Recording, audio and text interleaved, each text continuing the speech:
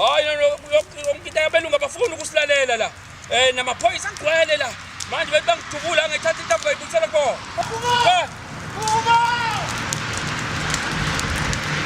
Sanibonani emakhaya, this is Black Diva. Namuhla shooting movie yethu umcato wezinyembezi. Alright then, we're gonna go inside, take a look at the crew and the actors and just have fun. Sight and Sounds Productions, Basambe Gay. Away!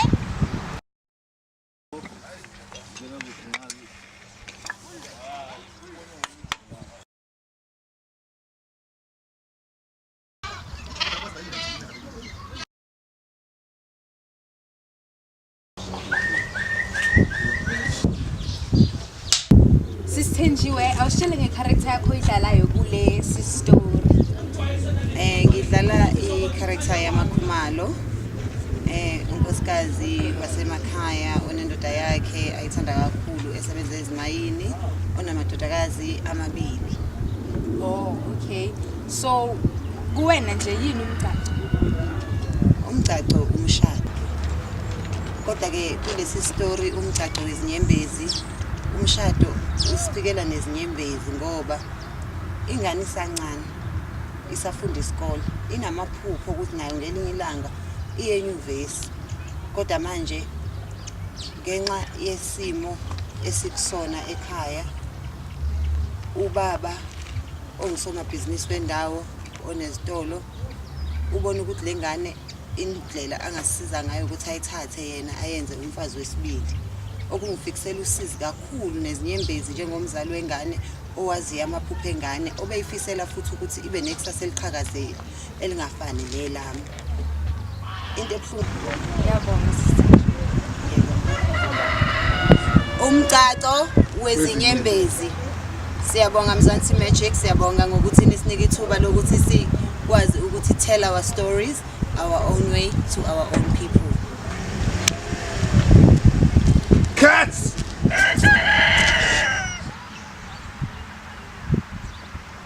What does acting mean kuwe? Kumina, acting is a chance to be able to express ngenze into engikwazi ukuyenza the best basically. Futhi a chance yokuthi ngikwazi ukuba anything that I want to be. Ngakwazi ukuba udokotela, ngakwazi ukuba iphoyisa, ngakwazi ukuba ilawyer. Kuyashintsha nje every day. Yikho konke nje. Yikho konke. So angitshele ngecharacter uyidlalayo la. Lapha unqobani udeliver istock kule village. So uyafika kwamaspaza shop ezodeliver istock so unebhaki yakhe. So what happens in this movie, he falls in love with intombazane yala.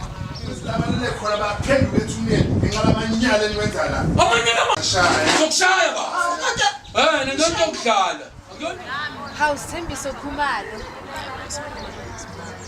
Hey, udlala yiphi character manje?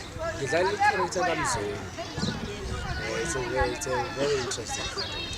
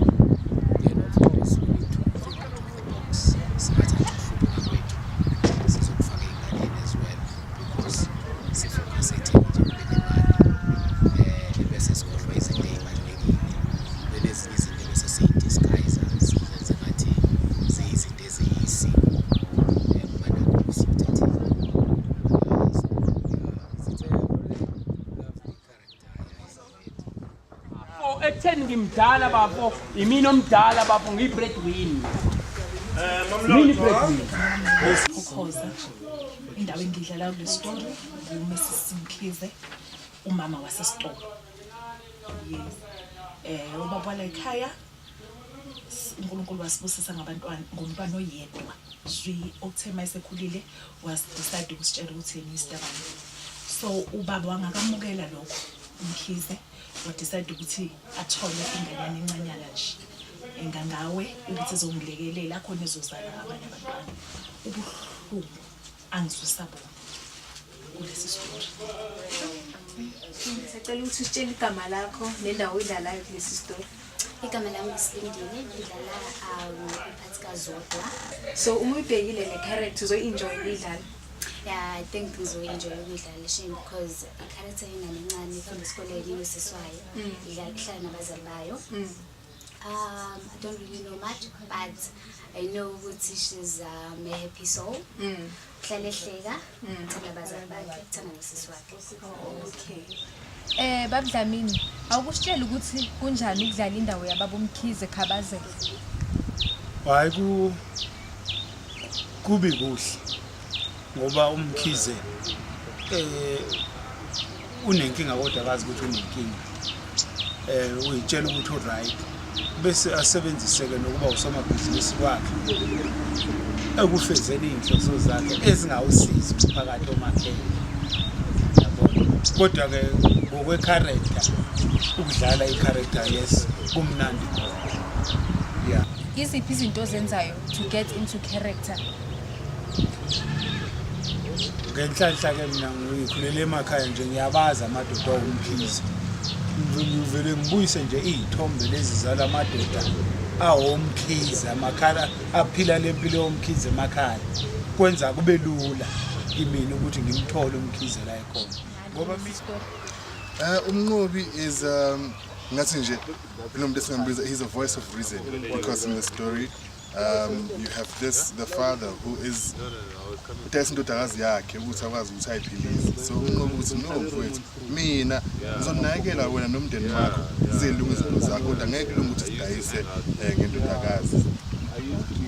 So kulula ukuyiportray le character noma mele umeditate kanini and all that. Well, angazi ngakholwa ukuthi ama-character alula ngoba yonke i-character idinga isikhathi uyinikeze isikhathi sokuthi uyijwayele nayo ikujwayele.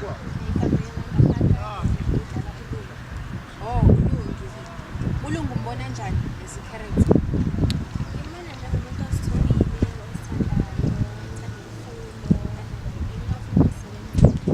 Okay, ngazathi njalo vele in life. So akhona ama similarities between wena? Yeah, ngasho ukuthi nanokuthi ngayenza noma yini Wasabalaza,